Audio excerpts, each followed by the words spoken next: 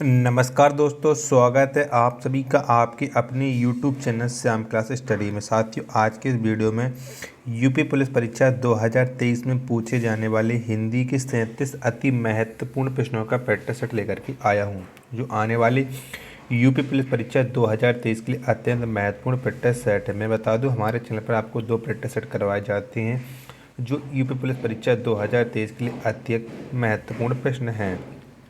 एक practice set दोपहर के 12 बजे आता है, जबकि दूसरा प्रैक्टिस सेट रात्रि के 8 बजे आता है। तो साथियों, आप शुरू चैनल को सब्सक्राइब कर लीजिए और प्रैक्टिस सेट के माध्यम से अपनी तैयारी को चेक करते रहिएगा। प्रैक्टिस सेट पसंद आता है तो वीडियो को आप लाइक कर देना। चैनल को आपने अभी तक सब्सक्राइब नहीं किया तो चैनल को आप ज़रूर सब्सक्राइब कर लीजिएगा और इस प्रैक्टिस सेट को आप अपने सभी छोटे भाई बहनों पर ज़रूर शेयर करना, जिससे वो भी लोग इस प्रैक्टिस सेट को लगाएं और उन लोगों को भी अपनी तैयारी का पता लग पाए कि उनकी तैयारी यूपी पुलिस परीक्षा 2023 के लिए कितनी हुई है।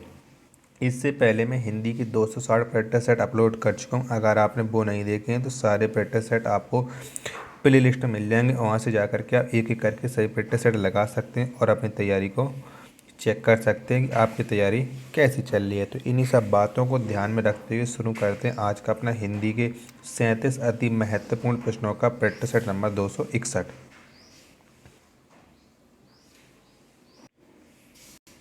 तो पहला प्रश्न आपकी स्क्रीन पर शो हो रहा है कि संस्कृत शब्द का संधि विच्छेद होगा, तो कौन सा हो जाएगा? संस्कृत शब्द का संधि विच्छेद ये आपको बताना है, तो कौन सा हो जाएगा? तो संस्कृत शब्द का संधि विच्छेद हो जाएगा सम प्लस कृत। कौन? सम प्लस कृत, ये संस्कृत शब्द का सही संधि विच्छेद है, तो इसका राइट आंसर हो जाएगा ऑप्शन नंबर बी। दुष्प्रकृति शब्द का सही संधि विच्छेद, तो इसका सही संधि विच्छेद क्या हो जाएगा ये आपको बताना है। तो इसका सही संधि विच्छेद हो जाएगा दुहु प्लस कृति। क्या? दुहु प्लस कृति, ये दुष्कृति का शब्द का सही संधि विच्छेद हो जाएगा, तो ऑप्शन नंबर बी इसका राइट आंसर हो जाएगा। निम्न में कौन सा तुर्की भाषा का शब्द है? तो आपको बताना है कि इनमें से कौन सा है जो तुर्की भाषा का शब्द है, तो कौन सा है? तो इनमें से तुर्की भाषा का शब्द है कुर्ता। कौन? कुर्ता, ये तुर्की भाषा का शब्द है, तो इसका राइट आंसर हो जाएगा ऑप्शन नंबर सी। अगला प्रश्न है आपके सामने कि मानक हिंदी का आधार क्या है? तो क्या है मानक हिंदी का आधार, ये आपको बताना है। तो मानक हिंदी का आधार है खड़ी बोली। कौन सा है? खड़ी बोली, ये मानक हिंदी का आधार है, तो ऑप्शन नंबर ए इसका राइट आंसर हो जाएगा। आलस्य शब्द का विशेषण क्या है? तो क्या है आलस्य शब्द का विशेषण? तो आलस्य शब्द का विशेषण है आलस। क्या? आलस्य का है आलस विशेषण, ऑप्शन नंबर डी इसका राइट आंसर हो जाएगा। शुद्ध शब्द नहीं है, तो आपको बताना है कि इनमें से कौन सी वर्तनी है वो अशुद्ध है। ठीक है, अशुद्ध वर्तनी आपको बताना है क्वेश्चन नंबर 8 में। तो ऐश्वर्य, कौन? ऐश्वर्य है, जो ऑप्शन नंबर सी, ये वर्तनी अशुद्ध है, क्योंकि ऐश्वर्य में जो ई है इस पर भी मात्रा होती है, तो ये तभी सही हो जाता है, लेकिन इसमें मात्रा नहीं है, तो ये अशुद्ध वर्तनी हो गई, तो ऑप्शन नंबर सी इसका राइट आंसर हो जाएगा। अगला प्रश्न है आपके सामने कि निम्नलिखित में से कौन सा संयुक्त स्वर है? तो इनमें से कौन सा है जो संयुक्त स्वर है? बताइए कौन कौन से हैं जो संयुक्त स्वर हैं। तो ए आई ओ आओ। कौन? ए आई ओ आओ, ये संयुक्त स्वर हैं, ऑप्शन नंबर डी इसका राइट आंसर हो जाएगा। मैं अपने आप वस्त्र साफ कर लेता हूँ, इस वाक्य में कौन सा सर्वनाम है? तो कौन सा सर्वनाम है इस वाक्य में, ये आपको बताना है कि मैं अपने आप वस्त्र साफ कर लेता हूँ, तो ये है एक निजवाचक सर्वनाम। कौन सा? ये निजवाचक सर्वनाम है, ऑप्शन नंबर सी इसका राइट आंसर हो जाएगा। शुद्ध अशुद्ध वर्तनी का चयन कीजिए, तो आपको बताने कि इनमें से किसकी वर्तनी है जो अशुद्ध है। तो किसकी वर्तनी अशुद्ध है? तो जो उज्ज्वल, कौन? उज्ज्वल लिखा है, ये वर्तनी अशुद्ध है, क्योंकि आप जानते हैं कि उज्ज्वल लिखा जाता है इस तरह से, इसमें दोनों जा आधे होते हैं, तो ये लिखा है, तो ये उज्ज्वल है, ये सही लिखा है, तो उसका राइट आंसर हो जाएगा ऑप्शन नंबर बी वाली वर्तनी है जो अशुद्ध है। किस वाक्य में अपादान कारक है? तो कौन से वाक्य में अपादान कारक है ये आपको बताना है। तो जल्दी से आप इसका राइट आंसर बताओ कि अपादान कारक किस में है। तो अपादान कारक है हिमालय से गंगा निकलती। क्या? हिमालय से गंगा निकलती, इसमें अपादान कारक है, तो इसका राइट आंसर हो जाएगा ऑप्शन नंबर के बी। अगला प्रश्न है आपके सामने कि हिंदी भाषा में कितने कारक हैं, तो कितने कारक हैं हिंदी भाषा में ये आपको बताना है। तो हिंदी भाषा में टोटल हैं 8 कारक। कितने? 8 कारक हैं। ऑप्शन नंबर ए इसका राइट आंसर हो जाएगा।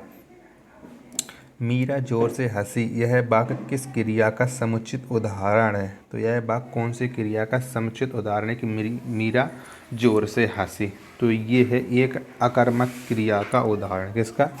ये अकर्मक क्रिया का उदाहरण है, मीरा जोर से हंसी। ऑप्शन नंबर ए इसका राइट आंसर हो जाएगा।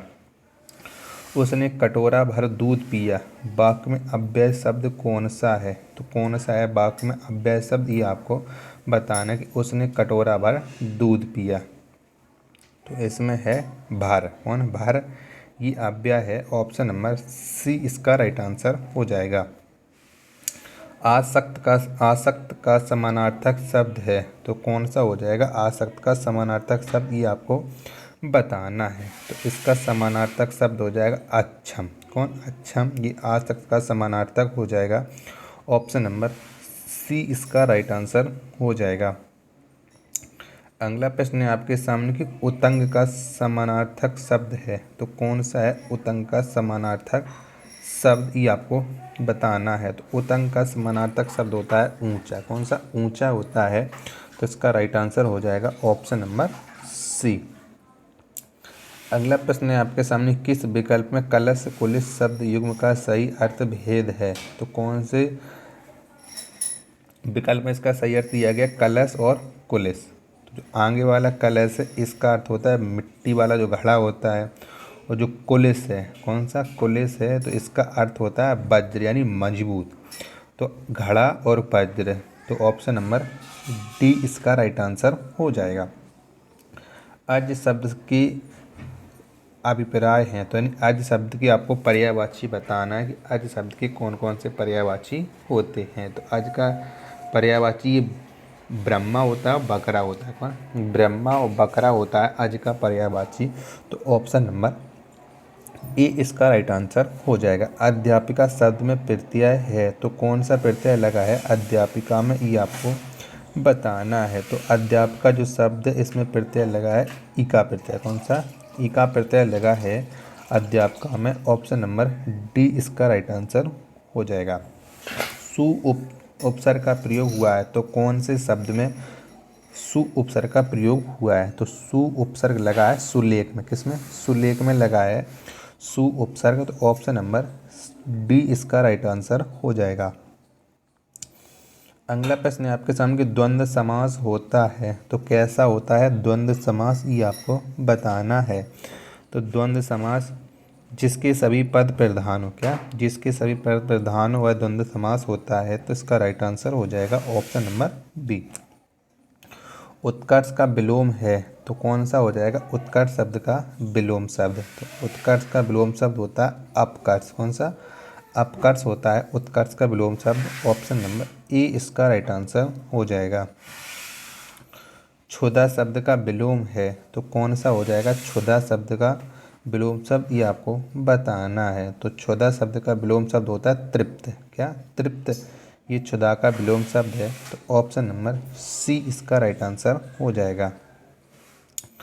अगला प्रश्न है आपके सामने कि मिंकू खेल रहा है, यह किस तरह का वाक्य है? तो ये कैसा वाक्य है कि मिंकू खेल रहा है? तो ये है एक सरल वाक्य। कैसा? ये एक सरल वाक्य है।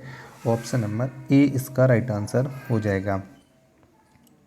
अगला प्रश्न है आपके सामने कि जिनका प्रयोग निश्चित शब्द समुदाय या पूरे वाक्य का अतिरिक्त भावार्थ प्रदान करने के लिए होता है उसे क्या कहते हैं? तो क्या कहते हैं उसे? तो उसे हम कहते हैं निपात। क्या? निपात कहते हैं। ऑप्शन नंबर डी इसका राइट आंसर हो जाएगा। अगला प्रश्न है आपके सामने कि निम्न साधारण वाक्य को मिश्र वाक्य में बदलिए। शक्तिशाली की चलती है, तो अब आपको इस वाक्य को मिश्र वाक्य में बदलना है। तो क्या बन जाएगा इसका मिश्र वाक्य, ये आपको बताना है कि जो शक्तिशाली होता है उसकी ही चलती। क्या? जो शक्तिशाली होता है उसकी ही चलती है, ये शक्तिशाली की चलती है का मिश्र वाक्य बन जाएगा। तो इसका राइट आंसर हो जाएगा ऑप्शन नंबर बी। अगला है आपके सामने कि जिस प्रकार आभूषण के द्वारा शरीर की शोभा बढ़ जाती, उसी प्रकार अलंकारों से भाषा में लालित्य आ जाता है, कोई त्रुटि नहीं है। तो आपको बताना है कि क्वेश्चन नंबर 18 में जो शब्द है, सॉरी 28 में है, कौन सा विकल्प है जो गलत लिखा है, वो आपको बताना है। तो बताइए किस में शब्द है जो सही लिखा है। तो वाक्य में जो शोभा शब्द है क्वेश्चन नंबर 28 की ऑप्शन नंबर बी में, तो ये अशुद्ध लिखा है। शोभा बढ़ जाता नहीं, तो यहाँ पर शोभा बढ़ जाती होना चाहिए था। तो ऑप्शन नंबर बी ये अशुद्ध है, तो इसका बी इसका राइट आंसर हो जाएगा। क्वेश्चन नंबर 29 में भी आपको बताना है कि किस वाक्य में त्रुटि है। आंधी आने के कारण एक पेड़ उखड़ गया, कोई त्रुटि नहीं है। तो कौन सा विकल्प हो जाएगा जिसमें त्रुटि है। तो आंधी आने के कारण एक पेड़ उखड़ गया नहीं होना चाहिए था, यहाँ पर होना चाहिए आंधी आने के कारण एक पेड़ गिर गया या टूट गया, ये शब्द सही बनता। तो ऑप्शन नंबर सी में त्रुटि है, तो सी इसका राइट आंसर हो जाएगा। जीवन पथ पर हमें सतत रूप से चलते रहना चाहिए। अब बताना है आपको किस में त्रुटि है क्वेश्चन नंबर 30 में। तो इसमें त्रुटि है सतत में, किसमें सतत में है, तो इसका राइट आंसर हो जाएगा ऑप्शन नंबर बी। वाक्य में सतत रूप से की जगह सतत का प्रयोग होगा, क्योंकि सतत का अर्थ है हमेशा, सदा, सर्वदा। ठीक है, तो ये आप त्रुटि किसमें मान लीजिएगा, ऑप्शन नंबर बी में। अगला प्रश्न है आपके सामने कि जो पृथ्वी से संबद्ध है वाक्यांश के लिए एक शब्द है। तो इसके लिए एक शब्द क्या हो जाएगा कि जो पृथ्वी से संबद्ध है, तो इसके लिए एक शब्द हो जाएगा पार्थिव। पार्थिव हो जाएगा ऑप्शन नंबर डी इसका राइट आंसर हो जाएगा। वीर पुत्र को जन्म देने वाली वाक्यांश के लिए एक शब्द है। तो इसके लिए एक शब्द क्या हो जाएगा कि वीर पुत्र को जन्म देने वाली, तो इसके लिए एक शब्द हो जाएगा वीर पिरसु। कौन सा, वीर पिरसु। ऑप्शन नंबर सी इसका राइट आंसर हो जाएगा। अगला प्रश्न है आपके सामने कर्म वाच्य का उदाहरण है। तो इनमें से कौन सा है कर्म वाच्य का उदाहरण, वो आपको बताना है। तो कर्म वाच्य का उदाहरण धावकों से दौड़ा नहीं गया, क्या धावकों से दौड़ा नहीं गया, ये कर्म वाच्य का उदाहरण है। तो ऑप्शन नंबर बी इसका राइट आंसर हो जाएगा। अगला प्रश्न है आपके सामने कि जिससे उचित उत्तर सूझ जाए वह डॉट डॉट कहलाता है। तो क्या कहलाता है वह, ये आपको बताना है कि जिसे उचित उत्तर सूझ जाए वह प्रत्यानुमति कहलाता है। तो ऑप्शन नंबर बी इसका राइट आंसर हो जाएगा। काव्य में कितने रस माने जाते हैं। तो कितने रस माने जाते हैं काव्य में, तो काव्य में माने जाते हैं 9 रस। कितने, 9 रस माने जाते हैं। ऑप्शन नंबर सी इसका राइट आंसर हो जाएगा। छप्पा किस प्रकार का छंद है, ये आपको बताना है। तो छप्पा है, ये है एक विषम मात्रिक छंद। कैसा, ये एक विषम मात्रिक छंद है। ऑप्शन नंबर बी इसका राइट आंसर हो जाएगा। चौपाई के प्रत्येक चरण में कितनी मात्राएं होती हैं। तो कितनी होती हैं, तो चौपाई के प्रत्येक चरण में होती हैं 16 मात्राएं। ऑप्शन नंबर सी इसका राइट आंसर हो जाए। घर का उजाला मुहावरे का अर्थ है। तो इस मुहावरे का क्या अर्थ है कि घर की कीर्ति बढ़ाने वाला, ये घर का उजाला मुहावरे का अर्थ है। ऑप्शन नंबर डी इसका राइट आंसर हो जाएगा। अगला प्रश्न है आपके सामने कि निम्नलिखित मुहावरे का सही अर्थ चुनिए। गागर में सागर भरना, तो इसका राइट आंसर क्या हो जाएगा, तो इसका राइट आंसर हो जाएगा थोड़े शब्दों में बड़े भाव या विचार प्रकट करना। ऑप्शन नंबर डी इसका राइट आंसर हो जाएगा। जहाँ अनेक वर्णों की आवृत्ति केवल एक बार होती है वहाँ होता है, तो वहाँ पर कौन सा अलंकार होता है, ये आपको बताना है। तो वहाँ पर होता है छेकानुप्रास अलंकार। ऑप्शन नंबर सी इसका राइट आंसर हो जाएगा। तो अब आप बताइए कि आपने हमारे इस प्रैक्टिस सेट में कितने प्रश्न हैं जो सही किए हैं और ये प्रैक्टिस सेट आपको कैसा लगा। प्रैक्टिस सेट पसंद आया हो तो वीडियो को आप लाइक कर देना। चैनल को आपने अभी तक सब्सक्राइब नहीं किया है तो चैनल को आप ज़रूर सब्सक्राइब कर लीजिएगा। मिलते हैं अपन नेक्स्ट वीडियो तथा नेक्स्ट प्रैक्टिस सेट में, तब तक के लिए धन्यवाद। जय हिंद मेरे प्यारे साथियों।